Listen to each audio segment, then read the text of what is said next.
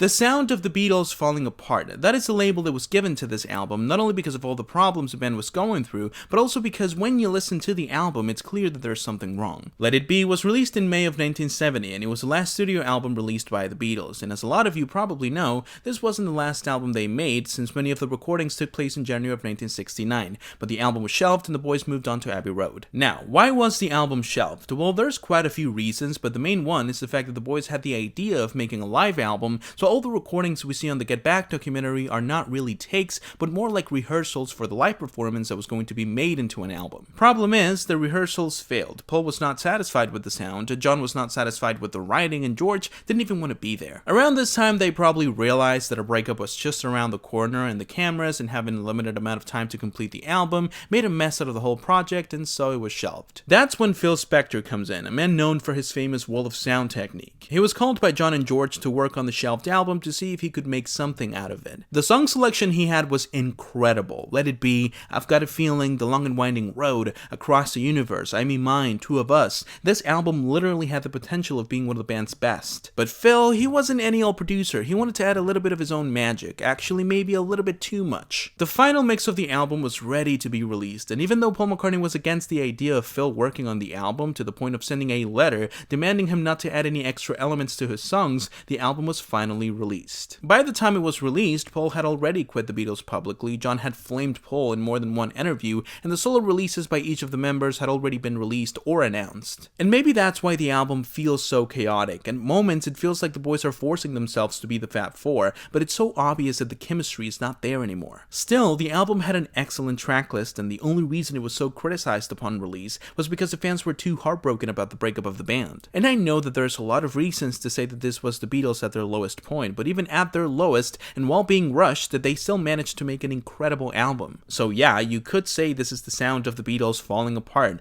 but man, it sounds really good.